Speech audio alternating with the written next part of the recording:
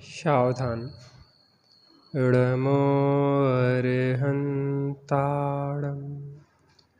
इडमो सिद्धाडम् इडमो आयरियाडम् इडमो वज्झायाडम् इडमो लोये सवसाहुडम्। नमः समय साराय स्वानुभूत्या चकासते चित् स्वभावाय भावाय सर्वभावान्तरच्छिदे वन्दितु शवसिद्धे ध्रुवमचलमणोभवं गदिं पत्ते वोच्छामि समय पाहुड मिडमो सुध केवली भड़िदम। श्री समय सारजी ग्रंथ निर्जराधिकार गाथा क्रमांक 216।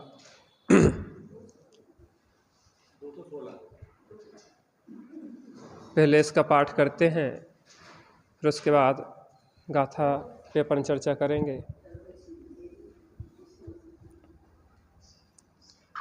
जो वेद दिवेद जदि, बोलिए, समय समय विणसदे उभयम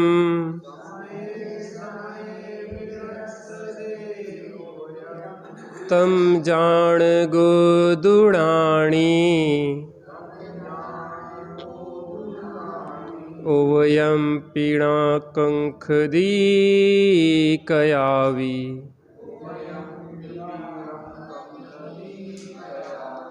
मैं पूरी पंक्ति बोलूँगा एक, उसके बाद आप दोहराएंगे। जो वेद दिवेद जदि समय समय विणसदे उभयम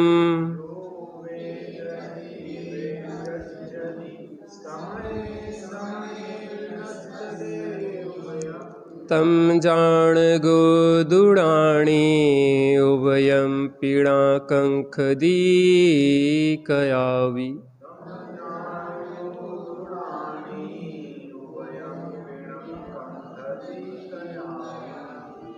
मैं पूरी गाथा बोलूँगा, उस क्रम में आपको बोलना है। जो वेद दिवेद जदि समय समय विणसदे उभयम तम जान गोदुडाणी उभयम पीड़ा कंखदी कयावी।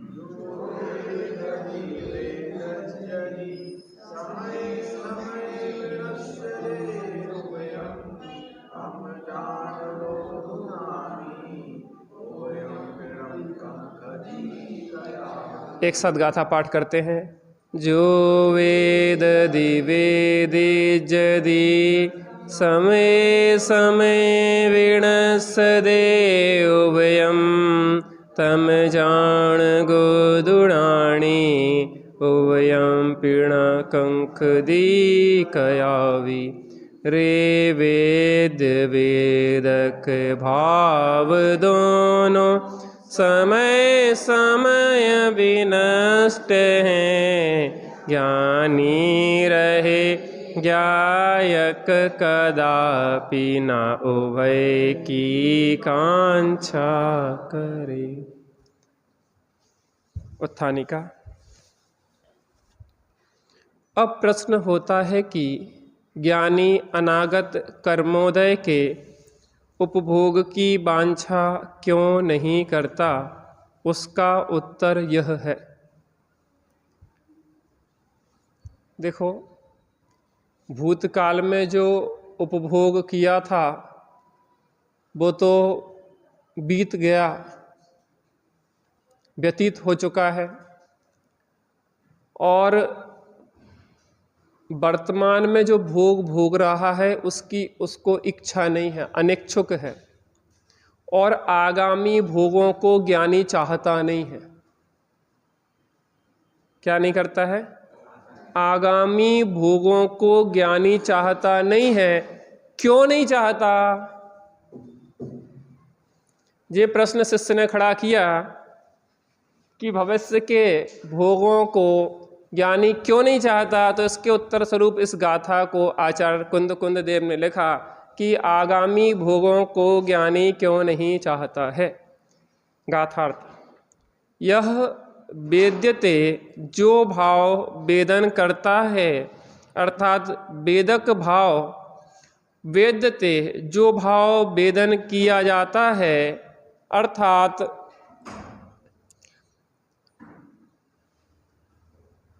वेद्य भाव, उभयम वे दोनों भाव समय समय पर विनश्यति नष्ट हो जाते हैं। तद ज्ञायकः तू ऐसा जानने वाला ज्ञानी उभयम अपि उन दोनों भावों की कदापि कभी भी ना कांक्षति वांछा नहीं करता। क्या? जो भाव वेदन करता है अर्थात वेदक भाव, और जो भाव वेदन किया जाता है अर्थात वेद्य भाव। दो भाव होगा, कौन कौन से? एक तो वेदक भाव हो गया और दूसरा हो गया वेद्य भाव। तो जो भाव वेदन करता है उसे क्या कहते हैं? वेदक भाव। और जो भाव वेदन किया जाता है उसे क्या कहते हैं? वेद्य भाव। बता रहे, उसकी पूरी खुलासा है, लंबा चौड़ा। उभयम दोनों भाव समय समय पर विनश्यति नष्ट हो जाते हैं, ऐसा जानने वाला ज्ञानी उन दोनों भावों की कभी भी वांछा नहीं करता। देखो नीचे, सबसे नीचे आप देख सकते हैं, वेद्य माने होता है वेदन में आने योग्य। वेद्य का मतलब क्या होगा? वेदन में आने योग्य। और वेदक माने होता है वेदने वाला, अनुभव करने वाला। देखो इसमें थोड़ी सी अपन भूमिका के रूप में इस विषय पे विचार करते हैं। इस विषय में जो दिया है उसको समझने के लिए थोड़ी पूर्व भूमिका बनाते हैं इस गाथा की। हम पदार्थ को भोगते हैं। हम पदार्थ को भोगते कि नहीं भोगते? अब हम का मतलब दो चीजें हो गई, एक तो शरीर, दूसरा आत्मा। क्या होगा? एक तो शरीर और दूसरा आत्मा। तो क्या जो शरीर है, शरीर एक मशीन है। उस मशीन में वो पदार्थ डाले जाते हैं और उसमें एक प्रक्रिया चलती है, और उस प्रक्रिया के आधार पे उसकी शरीर में सप्त धातु रूप परिणमन होता है। दूसरी, अब इसमें एक तो हुई इच्छा, एक तो शरीर, दूसरी अपना ज्ञान का जो परिणमन है, द्रव्य मन के माध्यम से भाव मन रूप जो परिणमन चल रहा है, जो इच्छा हो रही है, जो विकल्प हो रहा है, वो इच्छा। तीसरा ज्ञान, जानने वाला भाव। अंतर समझ में आ रहा थोड़ा थोड़ा? एक तो शरीर, दूसरा वो इच्छा, राग द्वेष के भाव, और दूसरा वो ज्ञान स्वभाव, वो ज्ञायक भाव जो सदाकाल जानता है इन सब चीज़ों को। किनको जानता है? कि वो अजीब को, शरीर को भी जानता है और वो उस इच्छा को भी जानता है, अर्थात आश्रव को भी जानता है। अंतर समझ में आ रहा कि नहीं आ रहा? भेद डाल के देखे ना थोड़ा सा, तो अपन को भेद विज्ञान हो गहराई से। एक तो शरीर, दूसरा आत्मा में उठने वाले राग द्वेष के भाव, और तीसरा ज्ञान स्वभाव। इन तीनों में अंतर है कि नहीं है? और थोड़ा एक चौथा भी डाल दें कि बाह्य द्रव्य, बाह्य पदार्थ, गेय शरीर भी किसी अपेक्षा से गेय है। वो भिन्न गेय है जो एक क्षेत्रावगाह रूप से है। तो वो भिन्न गेय एक शरीर, दूसरा इच्छा, राग द्वेष के भाव, और तीसरा चौथा एक ज्ञायक भाव। ये तीन, इनमें कुछ अंतर दिख रहा कि नहीं दिख रहा? अंतर है, लेकिन हमें भाषित होता कि नहीं होता?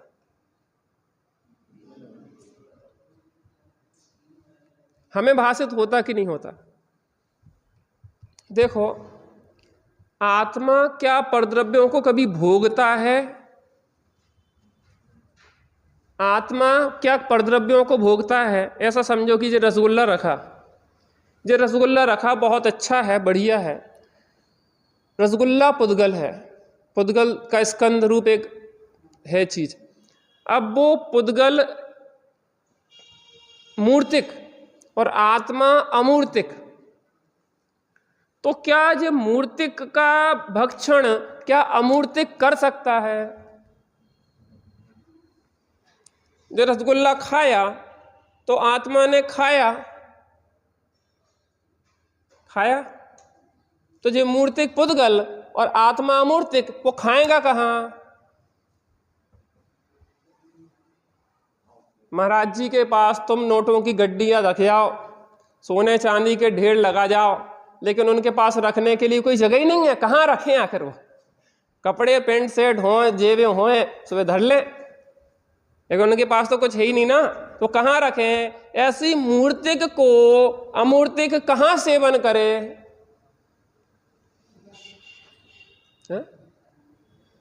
मूर्तिक रसगुल्ले को अमूर्तिक कहाँ सेवन करे? देखो, आत्मा और आकाश द्रव्य दोनों अमूर्तिक है ना।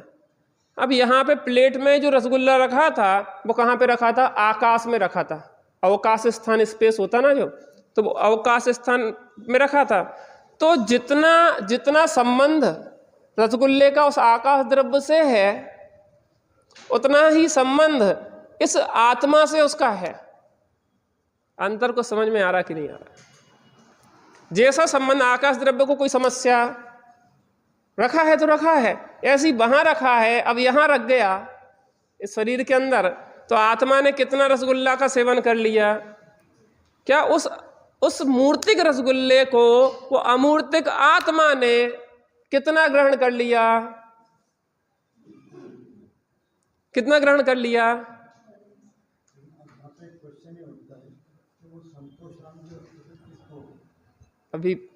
अभी हम सब आ जाएंगे आपके उत्तर। थोड़ा सा हमें उस विषय पे स्टेप बाय स्टेप बढ़ने दो। एक दिन थोड़ी ना, अभी तो कई दिन चलेगी ये गाथा, अभी तो भूमिका प्रारंभ हुई है। आप लेकिन ध्यान से सुनिए इस विषय पे। पहले तो इतना निर्णय करना है कि हम भोग रहे कि नहीं भोग रहे, भोग सकते कि नहीं भोग सकते।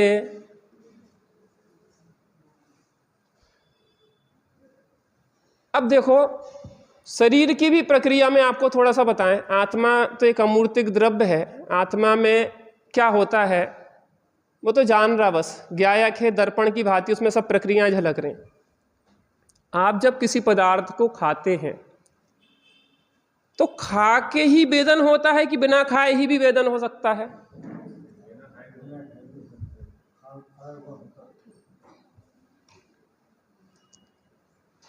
एक दृष्टांत को अपन समझें।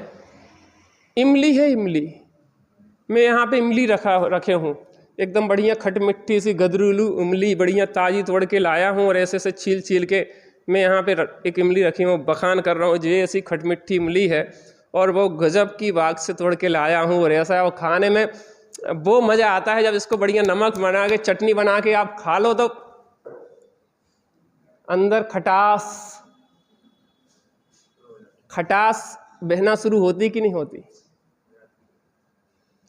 और दांत बिना खाए गोंठले हो सकते कि नहीं हो सकते? मैं इतना पूछना चाह रहा हूं।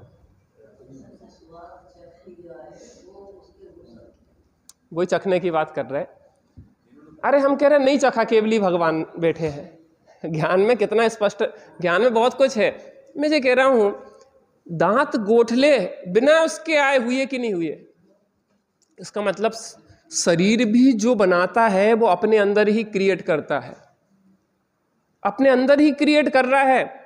एक लव हार्मोन्स होता, लव हार्मोन्स पता क्या होता? एक बच्चा माँ की गोद में आता है, एक बच्चा माँ की गोद में आता है तो माँ और बच्चे में एक लव हार्मोन्स क्रिएट होता है। प्रेम का एक हार्मोन्स क्रिएट होता है, वो प्रेम का हार्मोन्स मां में से बच्चे में गया कि बच्चे में से मां में आया? बात समझ में आ रही कि नहीं आ रही? कुछ बच्चे ने कितना मां में डाल दिया लव हार्मोन्स, और मां ने बच्चे में कितना लव हार्मोन्स डाल दिया? हुआ क्या आखिर? एक ऐसा सहज निमित्त नैमित्तिक संबंध है कि वो मां के सीने से जैसे ही वो बच्चा लगा और निमित्त नैमित्तिक फीलिंग्स उसने भाव किए, वैसे मां के प्रति जो प्रेम का भाव किया, उस प्रेम के भाव से उसके अंदर एक लव हार्मोन्स शरीर में, शरीर की बात कर रहा मैं, भावों के और शरीर के इतना निमित्त नैमित्तिक संबंध है भाई साहब। जीव के भावों के और शरीर के बिना खाए वो लव हार्मोन से निकल रहा है। लव का तो छोड़ो, किसी के प्रति बहुत शत्रुता है और वो शत्रुता का जिसके प्रति है वो नजदीक आ गया है, तो आपके अंदर से एक घृणा का हार्मोन से स्रावित होता कि नहीं होता? उसकी शक्ल देखते से ही मुझे जहर चढ़ जाता है। किसे जहर चढ़ जाता है? अच्छा, तो उसकी शक्ल में से वो घृणा का हार्मोन से स्रावित हुआ क्या? और तुम्हें देख के उसके अंदर हो गया और उसे देख के तुम्हें हो गया, क्या होगा? घृणा का हार्मोन स्रावित हो गया। एसिडिटी किसको बनती? जैसे बहुत गुस्सा आता, चीजों को देख देख के अंदर अंदर अंदर अंदर एसिड उत्पन्न करता रहता, गुस्सा अंदर अंदर वो अपने एसिड, उसको अल्सर हो जाता, उसकी छाले हो जाते। काहे के कारण हो रहा है? अपने खुद के निर्माण कर रहा है वो। जे बाह्य वस्तुओं को निमित्त बना के ये सब प्रक्रियाएं चल रही हैं। क्या चल रही हैं? बाह्य वस्तुओं को, परमार्थ से तुम आत्मा तो भोग ही नहीं सकते। शरीर भी अपनी क्रिएशन, अपना निर्माण, अपना सृष्टा स्वयं बनता रहता है। शरीर अपना निर्माण क्या कर रहा? देखो, भोजन किया, एक ने बहुत दुखी होकर भोजन किया, बहुत क्लेश में, कष्ट में, चिड़चिड़ाते वो कहते ना कि वो जहर बन गया। क्या बन गया? वो भोजन भी क्लेश से करो तो क्या बन जाता? जहर। और एक व्यक्ति ने बड़ी प्रसन्नता से किया तो वो ही भोजन अमृत बन गया। मैं जी कह रहा, भोजन एक था कि दो प्रकार के थे? माने तो एक से ही बनाया था, लेकिन वो निर्माण किसने किसका कर लिया? आपके भावों के, शरीर के निमित्त नैमित्तिक संबंध से। इसका मतलब है कि परवस्तु से क्या संबंध रह गया फिर? परवस्तु से क्या संबंध रह गया? आपने खुद निर्माण कर लिया। एक वैज्ञानिक प्रयोग किया गया।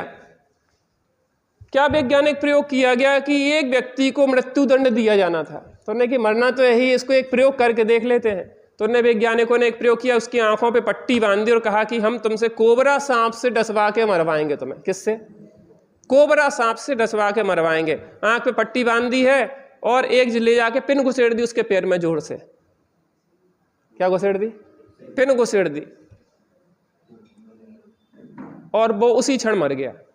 और उसके शरीर में चेक किया गया तो कोबरा सांप का जहर मिला। मुझे कह रहा, जहर आया कहां से? आया कहां से?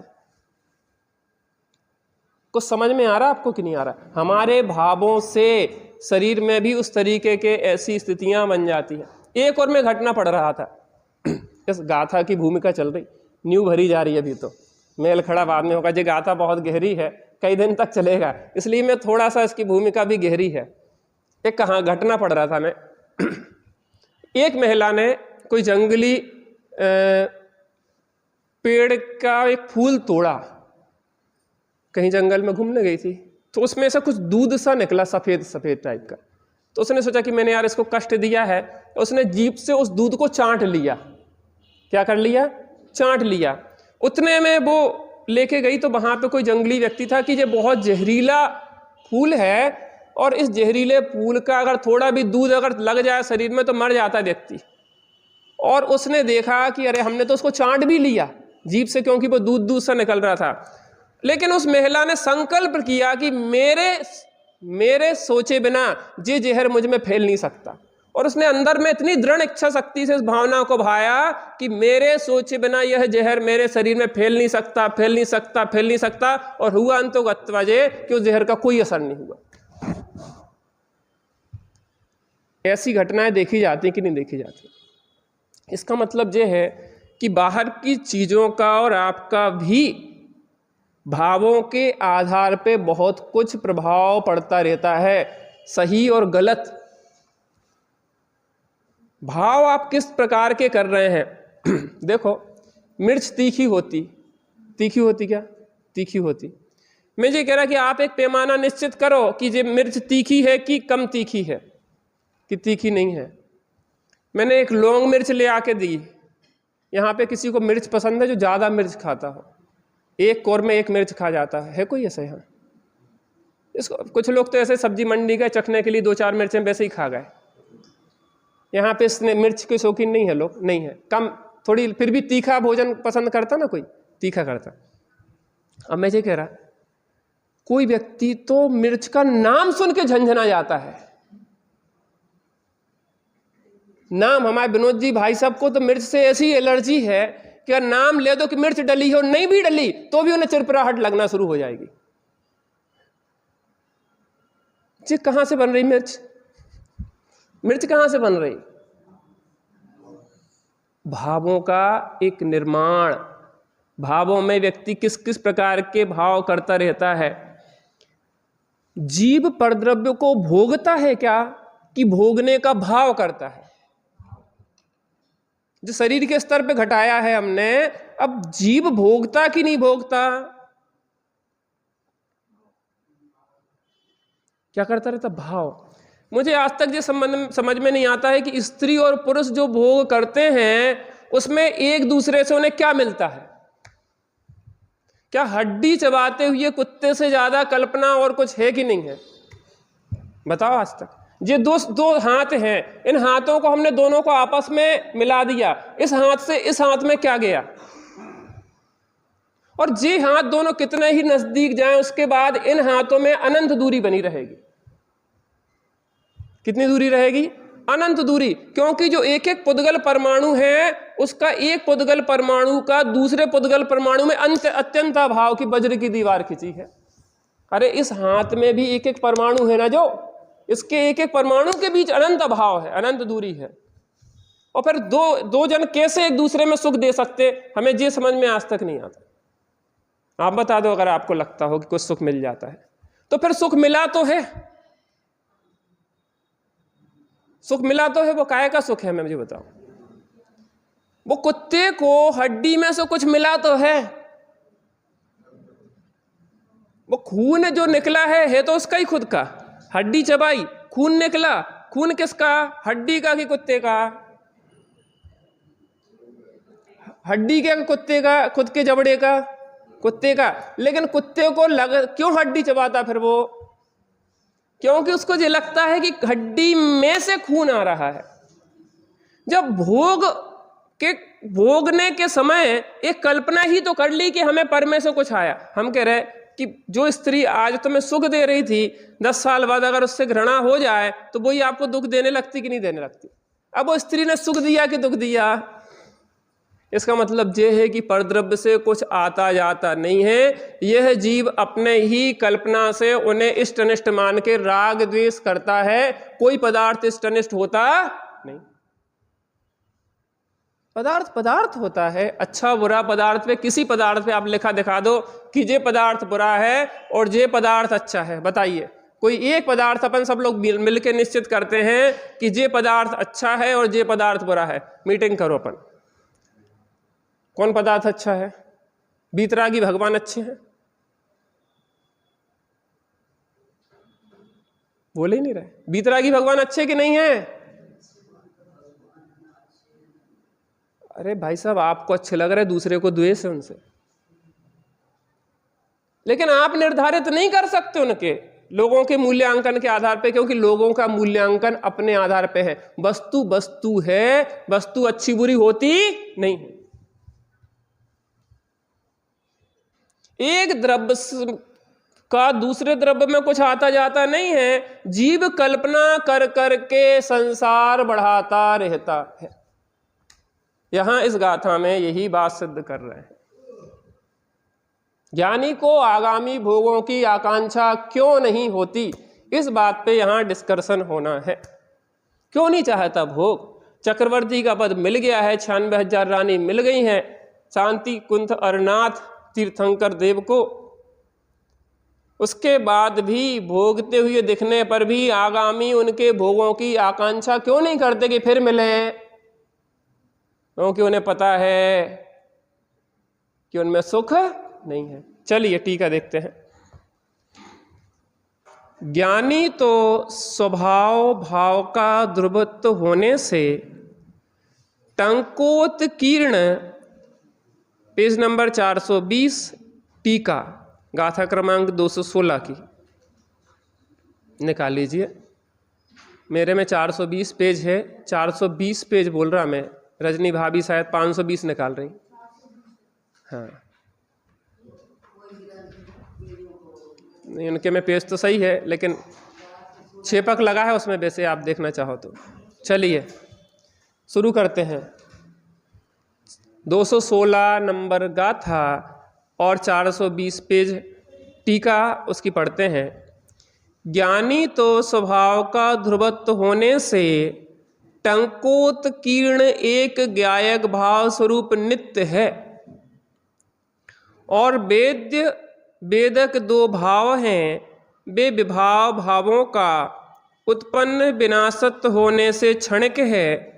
वहाँ जो भाव कांक्षमाण अर्थात वांछित ऐसे वेद्य भाव का वेदन करता है, अर्थात वेद्य भाव का अनुभव करने वाला है, वह वेदक भाव जब तक उत्पन्न होता है तब तक कांक्षमाण वांछित वेद्य भाव विनष्ट हो जाता है।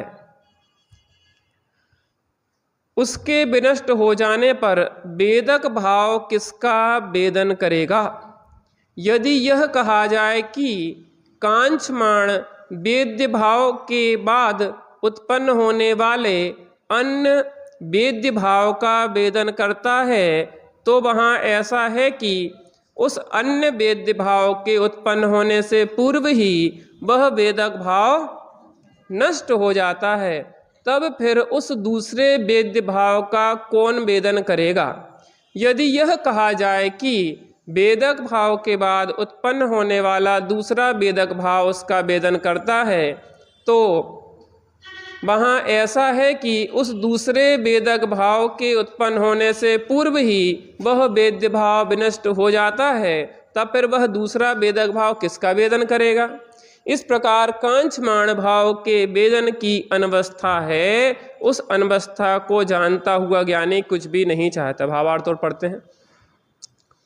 वेदक भाव और वेद्य भाव का काल भेद है। जब वेदक भाव है तब वेद्य भाव नहीं होता, और जब वेद्य भाव होता है तब वेदक भाव नहीं होता। जब वेदक भाव आता है तब वेद्य भाव विनष्ट हो चुकता है, तब फिर वेदक भाव किसका वेदन करेगा? और जब वेद्य भाव आता है, हाँ, ऐसी अवस्था को जानता ज्ञानी, यहीं से पढ़ना ना, मैं भूल तो नहीं, एक लाइन भूल गया मैं। हाँ, और जब वेदक भाव आता है तब वेदक भाव विनष्ट हो चुकता है, तब फिर वेदक भाव के बिना वेद का कौन वेदन करेगा? ऐसी अवस्था को जानकर ज्ञानी स्वयं ज्ञाता ही रहता है, वांछा नहीं करता। यहाँ प्रश्न होता है कि आत्मा तो नित्य है, इसलिए वह दोनों भावों का वेदन कर सकता है, तब फिर ज्ञानी वांछा क्यों ना करे? समाधान, वेद्य वेदक भाव विभाव भाव हैं, स्वभाव भाव नहीं हैं, इसलिए वे विनाशिक हैं। अतः वांछित वेद्य भाव जब तक आता है तब तक वेदक भाव भोगने वाला भाव नष्ट हो जाता है, और दूसरा वेदक भाव आए तब तक वेद्य भाव नष्ट हो जाता है। इस प्रकार वांछित भोग तो नहीं होता, इसलिए ज्ञानी निष्फल वांछा क्यों करे? जहाँ मनोवांछित का वेदन नहीं होता वहाँ वांछा करना अज्ञान है। प्रश्न क्या है? ज्ञानी अनागत कर्मोदय के उपभोग की वांछा क्यों नहीं करता? भविष्य में हमें भोगोपभोग के साधन मिले, ज्ञानी आखिर क्यों नहीं चाहता उन भोगोपभोग के साधनों को? तो यहाँ भावार्थ से शुरू करेंगे, उसके बाद टीका पे चर्चा करेंगे, क्योंकि भावार्थ पे विषय ज़्यादा स्पष्ट हो जाएगा। वेदक भाव और वेद्य भाव में काल भेद है। अब यहाँ पे वेदक भाव किसे कहते हैं और वेद्य भाव किसे कहते हैं? वेद्य भाव भोगने के समय का भाव। क्या कहा? वेद्य भाव भोगने का समय का भाव और वेदक भाव इच्छा के समय का भाव। दो भाव। वेदक भाव क्या कहलाया? इच्छा के समय का भाव, और वेद्य भाव कहलाया भोगने के समय का भाव। दो शब्द समझ लो तो सब समझ में आ जाएगा। फिर से, वेदक भाव क्या कहलाया? इच्छा के समय का भाव। पीछे से, वेदक भाव क्या कहलाया? इच्छा के समय का भाव। वेदक भाव क्या कहलाया? वेदक भाव क्या कहलाया भाई साहब? इच्छा के समय का। और वेद्य भाव क्या कहलाया? भोगने के समय का भाव। फिर से बोलना, दो शब्द याद कर लो, वेदक भाव और वेद्य भाव। कौन कौन से? कौन कौन से? पहला कौन सा है? वेदक भाव। दूसरा कौन सा है? वेदक भाव कहते हैं इच्छा के समय का भाव, और वेद्य भाव क्या कहलाता है? भोगने के समय का भाव। अब स्पष्ट हो जाएगा। देखो, दो भाव है बेटा। कौन कौन से दो भाव? वेदक भाव और वेद्य भाव। वेदक भाव किसे कहेंगे? इच्छा के समय का भाव। और वेद्य भाव किसे कहेंगे? भोगने के समय का भाव। चलो अब समझते हैं। हमें आज इच्छा हुई कि हमें रसगुल्ला खाना है। कौन सा भाव हुआ ये? वेदक भाव। हमने यहाँ पे आज इच्छा हुई और हमने बढ़िया सोचा कि रसगुल्ला खाना है, तो अभी भाव उत्पन्न हुआ ना, काय का? वेदक भाव। इच्छा के समय का भाव, इच्छा उत्पन्न हुई काय की? रसगुल्ला खाने की। तो मैं ये कह रहा हूं रसगुल्ला है कि नहीं है?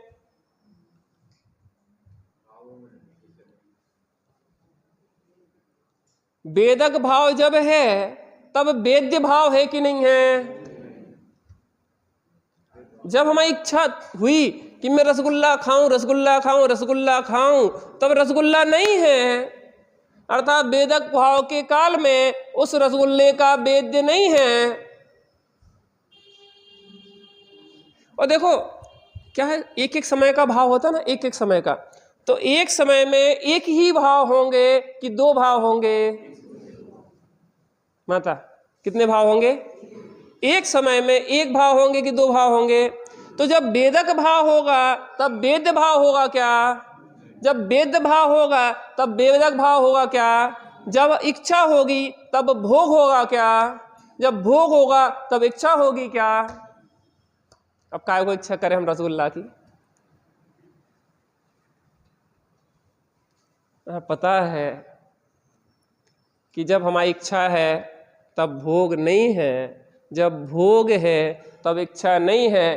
तो हम ऐसे देखो, सबसे नीचे भावार्थ की लाइन है, इसलिए ज्ञानी निष्फल वांछा क्यों करे? अजी भैया, जब मकान में रहने का भाव है तब मकान बना नहीं है, जब मकान बन जाए तो दीक्षा का भाव आ जाए, भोगने का भाव ही ना रहे। हो सकता कि नहीं हो सकता? इसलिए ये जो इनमें दोनों में एक समय पना नहीं है।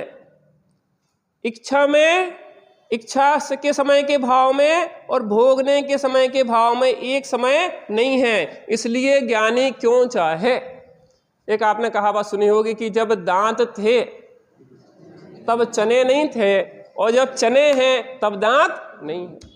देखो जवानी में स्ट्रगल करता रहता है, मेहनत करता रहता है, पैसा पैसा पैसा पैसा, बाद में खा लेंगे, बाद में भोग लेंगे, बाद में अधिकतर तो पता पड़ा हफ्ते में 6 दिन बाहर बाहर बाहर बाहर टूर पे निकल रहे हैं, कष्ट सहता रहता। तब क्षमता है कुछ खाने पीने भोगने की, तो सब समय नहीं है कमाने के कारण। और जब बुढ़ापा आया सब थोड़े शांति से ठहरा हुआ, सब भोगने की क्षमता नहीं है। अब डायबिटीज हो गई तो नहीं कि शक्कर मीठा ना खा लियो, अब कोलेस्ट्रॉल बढ़ गया सो भैया कछु चिकनाई ना खा लियो, अब बड़ी समस्या है। समस्या तो सबके साथ है ही। क्यों? क्योंकि वेदक भाव और वेद भाव का कभी बैलेंस मिल ही नहीं सकता। जब इच्छा का भाव है तब भोगने का भाव नहीं है, और जब भोगने का भाव है तब इच्छा का भाव विनष्ट हो जाता। एक दृष्टांत से समझते हैं, कल अपन एक शब्द से चर्चा करेंगे, थोड़े से दृष्टांत से देख लेते हैं। रामचंद्र जी सीता के साथ रहना चाह रहे थे, तब तो उनका हरण हो गया।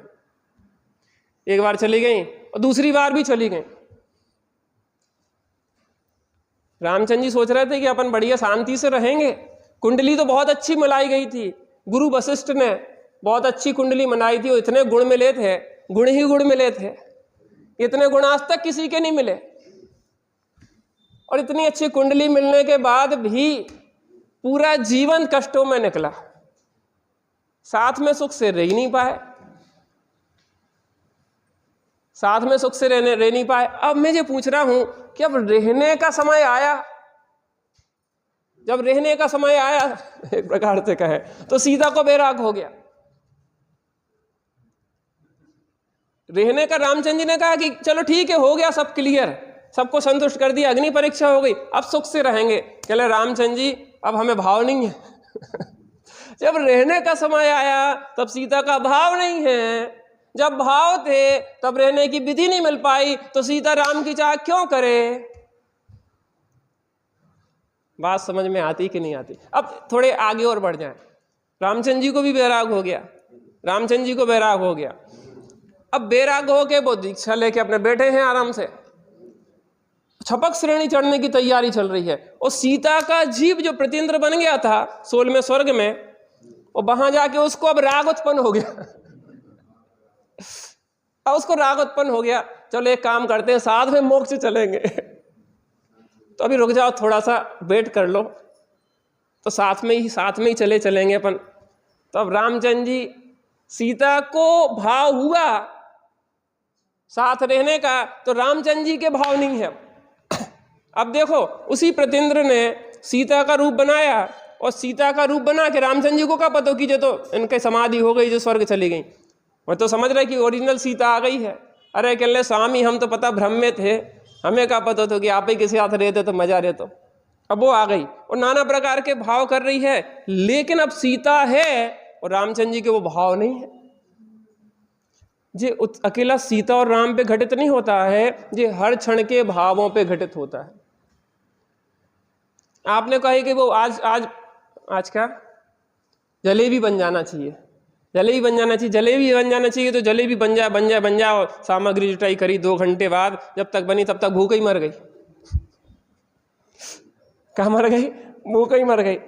ऐसी जब विधि मिलती ही नहीं है, वेद और वेदक भाव की विधि मिलती नहीं है, इच्छा के काल का भाव, भोगने के काल का भाव की विधि मिलती नहीं है, इसलिए ज्ञानी निष्फल वांछा क्यों करे? और जहां मनोवांछित का वेदन नहीं होता वहां वांछा करना अज्ञान है। चलिए थोड़ी देर बैठते हैं।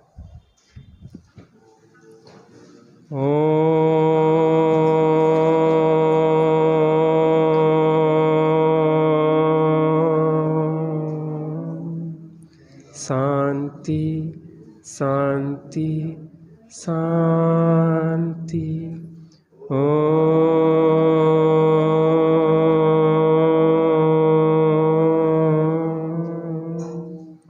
शांति शांति शांति।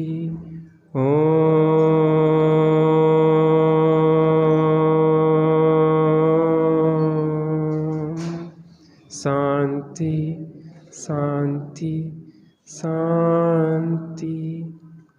ज्ञानी निष्फल भोगों की कांक्षा नहीं करता,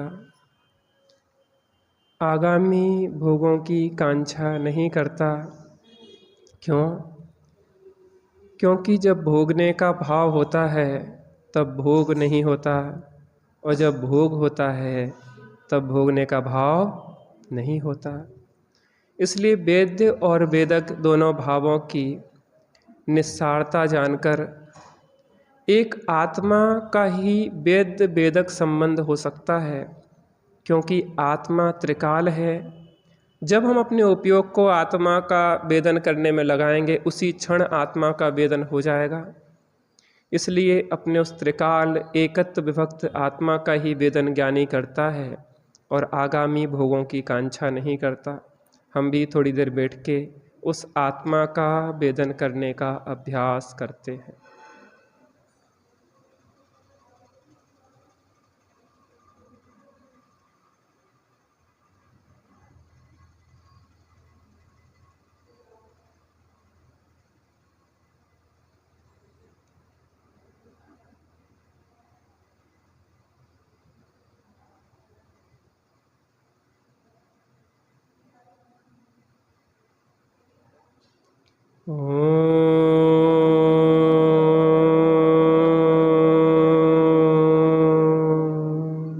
शांति शांति शांति।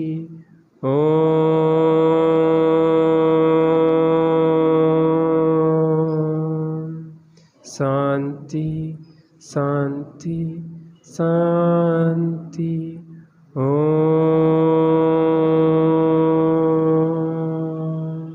शांति शांति शांति।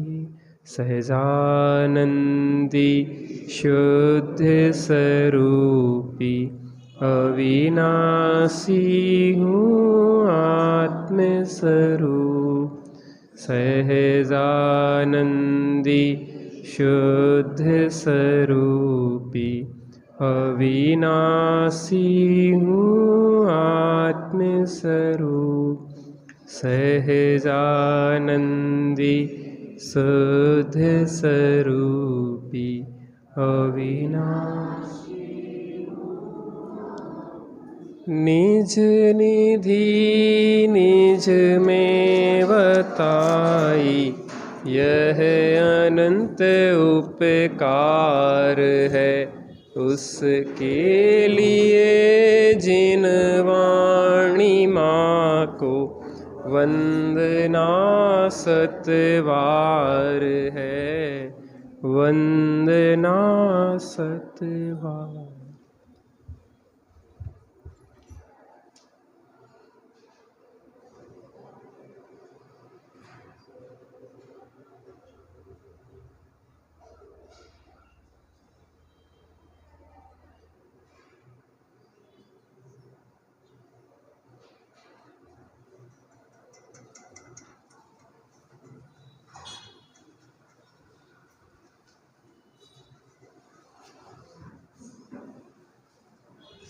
द्वादशांग जन्माणी माता की जय, महाजय।